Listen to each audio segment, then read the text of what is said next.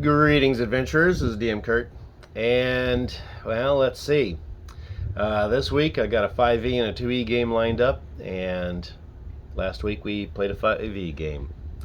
In our 5e game, the adventurers did a little exploration of a dungeon. They did a little combat with a slime ooze monster, and they had to puzzle out how to properly defeat it. You know, what kind of attacks are going to work and not work against this thing. And then, well, they ran into the guards.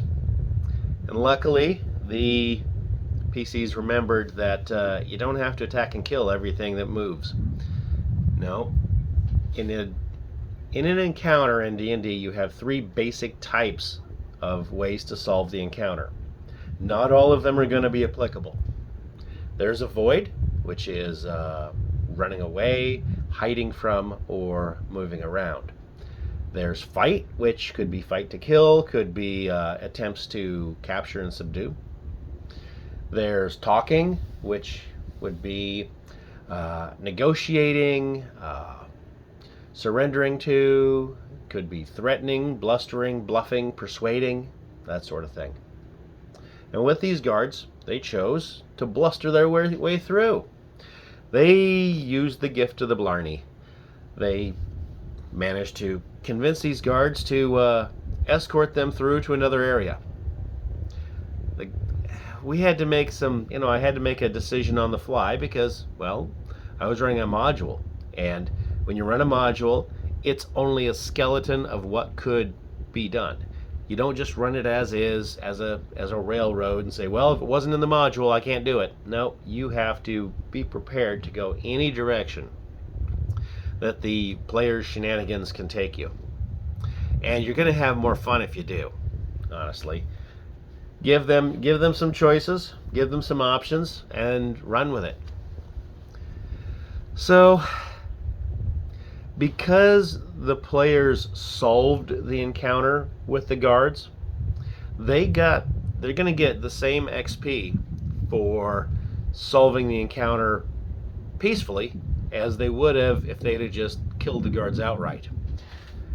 In this case, I actually think they did better than if they'd have killed the guards outright, for reasons I can't really get into quite yet because a couple of the players are listening.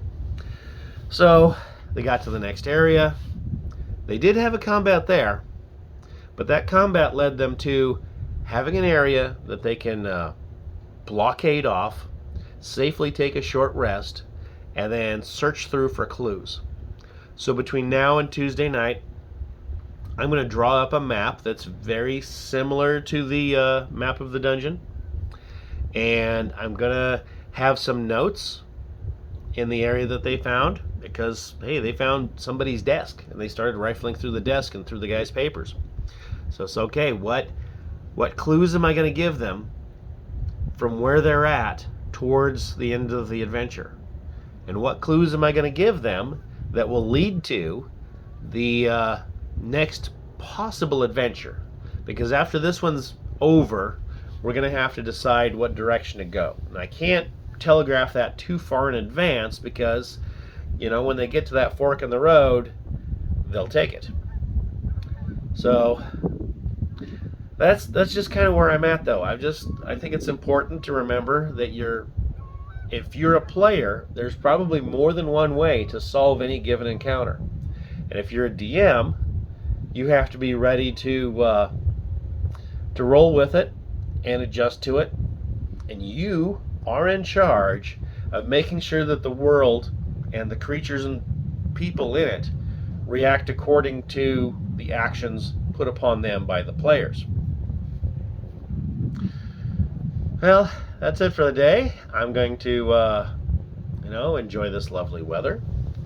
I'll talk to y'all later. DM Kurt, out.